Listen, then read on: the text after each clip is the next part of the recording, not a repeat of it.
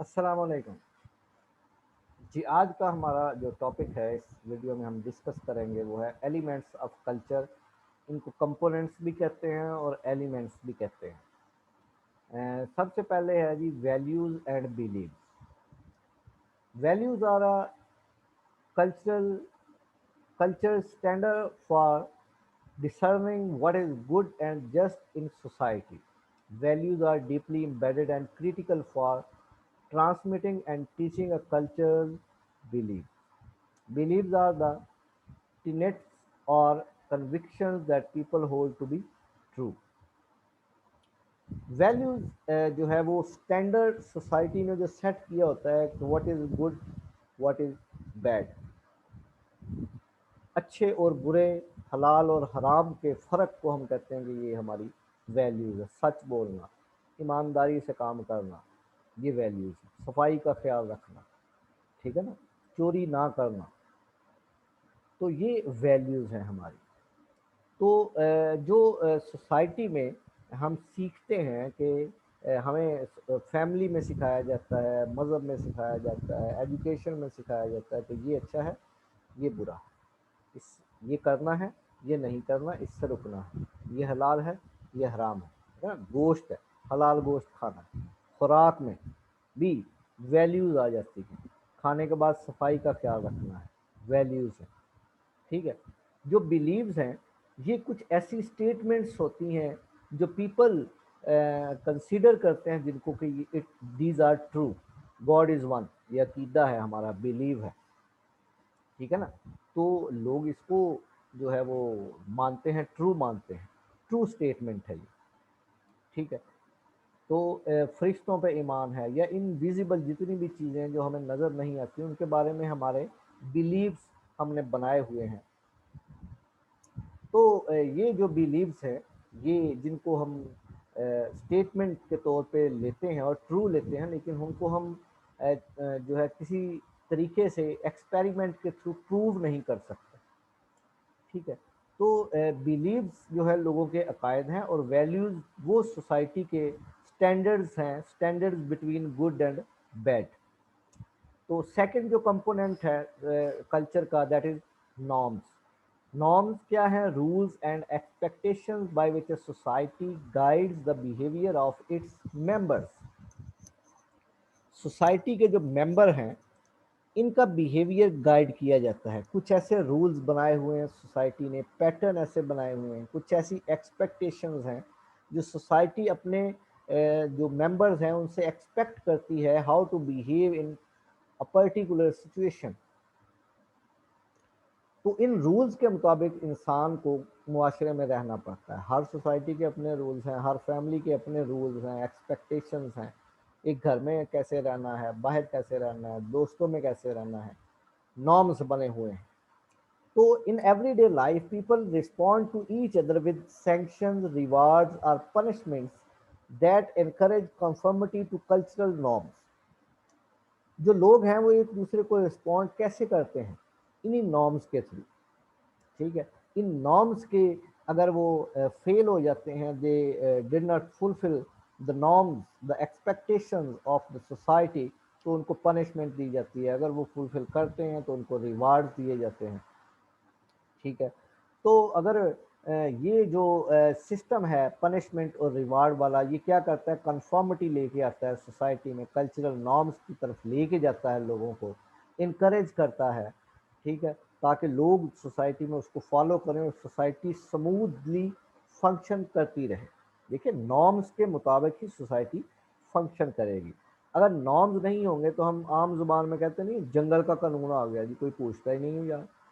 कत्लो गारत हो रही है, चोरियां हो रही हैं, डकैती हो रही है, ठीक है, रेप हो रहे हैं, चाइल्ड अब्यूज़ हो रहा है, तो यार कोई पूछता ही नहीं है, ठीक है। तो अगर ये पनिशमेंट वाला सिस्टम नहीं रखेंगे या रिवार्ड वाला नहीं रखेंगे तो लोग जो हैं वो कल्चरल नॉर्म्स को डिस्करेज करेंगे और उनको फॉलो नहीं करेंगे, ठीक है। तो नॉर्म बेसिकली हैं क्या? Rules and expectations by which a society guides the behaviour of its member. अपने जो मेंबर्स हैं सोसाइटी, उनका बिहेवियर को गाइड करती है, how to live in with a society, जी। जो नॉर्म्स हैं उनकी दो टाइप्स होती हैं, एक मोरेज हैं, एक फोकवेज है। Mores are norms that embody the moral views and principles of a group. Violating them can have serious consequences. The strongest mores are legally protected with laws or other formal norms. इनको formal norms भी कहते हैं, जो legally protect किए जाते हैं।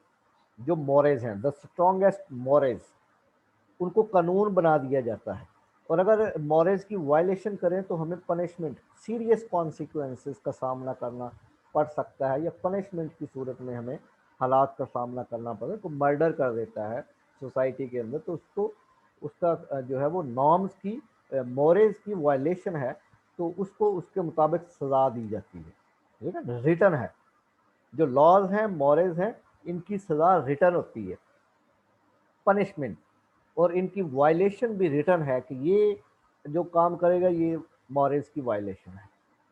ठीक है, तो what are folkways? Second type of norms are norms without any moral underpinnings. rather folkways direct appropriate behavior in the day-to-day practices and expressions of a culture. They indicate whether to shake hands or to kiss on the cheek when greeting another person. They specify whether to wear a tie and blazer or a t-shirt and sandals to an event. आम routine के जो norms होते हैं उनको हम कहते हैं जी फोक veg. जैसे अगर हम दोस्तों के पास जाते हैं तो ज़रूरी नहीं हम शेक हैंड करें, हम सिंपली उनको कह देते हैं जी अस्सलाम वालेकुम सबको। ठीक है ना, तो कोई भी बुरा नहीं मानता कि भाई इसने मेरे से गले नहीं मिला, ये शेक हैंड नहीं किया। ईद पे ईद ग्रीटिंग मिलते हैं तो उसमें ये बड़ा ज़रूरी होता है कि लोग जो समझते हैं कि गले मिलना चाहिए एक दूसरे के, और बाद लोग तो 3 बार मिलते हैं, और बाद लोग सिर्फ हाथ से सलाम लेते हैं या वैसे ही कह देते हैं कि ईद मुबारक। ठीक है ना, सामने खड़े होकर तो लोग बुरा नहीं मानते कि भाई ये मेरे गले नहीं मिला, नाराज नहीं होते, या उसको कोई पनिशमेंट नहीं दी जाती, क्योंकि ये माइनर जो है वो नॉर्म्स हैं, फोकवेज हैं, ये इतनी इनकी मॉरल सिग्निफिकेंस नहीं होती। कोई फंक्शन है, इवेंट है, तो उसमें जो लोग हैं वो अगर टाई ना भी पहने या कोई सैंडल पहन ले, शूज़ ना पहने, तो उसमें कोई ऐसी कंसीडर नहीं किया जाता, या उसको इवेंट से बाहर नहीं निकाल दिया जाता कि भाई इसको बाहर निकाल दो, इस इवेंट में इसमें ड्रेसिंग नहीं की हुई, नहीं। लेकिन जो मॉरल्स हैं उसके जो रिटर्न होती है चीज़ें, फोक में कोई ऐसी रिटर्न नहीं है, और ये इनकी मॉरल सिग्निफिकेंस कम होती है, ये इस तरह के नॉर्म्स होते हैं। आगे सिंबल्स एंड लैंग्वेज। सिंबल्स क्या हैं? Such as gestures, signs, objects, signals and words help people understand the world. ये जो दुनिया है ये सारी एक सिंबल है। ठीक है ना, लैंग्वेज इटसेल्फ सिंबल है। लैंग्वेज के अंदर हम अल्फ़ाबेट्स पढ़ते हैं या वर्ड्स बनाते हैं, सारे सिंबल्स हैं। Symbol and language. अब देखेंगे सिंबल, सारी दुनिया में एक सिंबल्स है। जितने भी हमने नाम रखे हैं ये कॉन्सेप्ट्स हैं, एब्स्ट्रैक्ट्स हैं, इनकी एग्जिस्टेंस तो करती है। एप्पल है, वो तो एक चीज़ है जिसका नाम हमने रख दिया, बे रखा किसने, आया कहाँ से?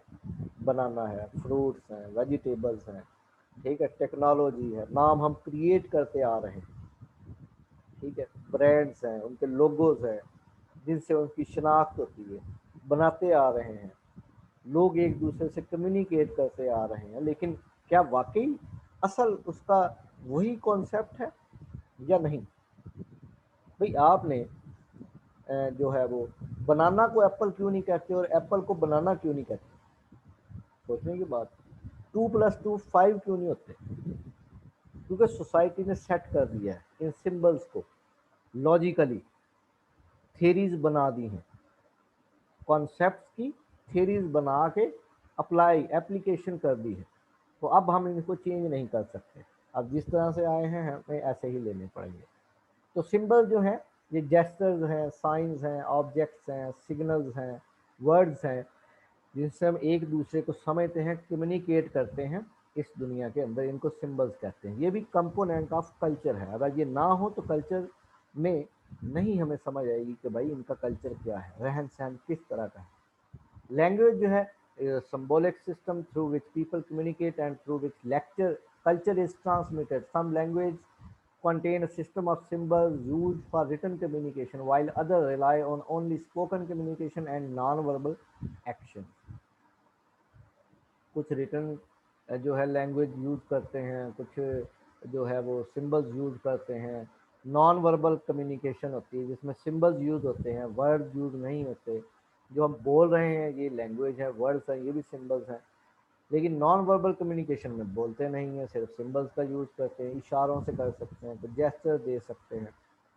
तो लैंग्वेज के थ्रू ही हम कल्चर ट्रांसमिट करते हैं। जो चीज़ों के हमने नाम रखे हुए हैं, सिंबल्स हैं, वो हम बताएंगे बच्चों को, आने वाली जनरेशन को, तो वो उसको समझ सकेंगे ना, उन कॉन्सेप्ट को जो हमारे तक पहुँचे। तो इस तरह हम ये कॉन्सेप्ट लैंग्वेज के थ्रू आगे ट्रांसमिट कर देते हैं। तो इस तरह कल्चर भी हम उसी सेम एज इट इज़ आगे ट्रांसमिट कर देते हैं अपने बच्चों को। वो अपने इर्द गिर्द माहौल में देखते हैं, जिन चीज़ों को हम कॉन्सेप्ट दे रहे हैं, हमने कॉन्सेप्ट बनाए हुए हैं, नाम रखे, वो भी वही नाम उनके यूज़ करते हैं, उसी तरह से बोलते हैं, वही एज इट इज़ उनके मीनिंग्स लेते हैं। तो लैंग्वेज और सिंबल्स भी कल्चर के कंपोनेंट हैं, जो कि बड़े अहम हैं, और इनके बगैर जो है वो कल्चर अधूरा समझा जाता है। तो ये कल्चर के कुछ कंपोनेंट्स जो हमने डिस्कस किए हैं। उम्मीद है कि आपको इसकी बेहतर समझ आई होगी। ठीक है, तो अगर कोई क्वेश्चन है आपका तो आप इसमें कमेंट में जो है वो लिख सकते हैं, ताकि उसको उसके जो है वो रिस्पॉन्ड किया जाए। Thank you very much.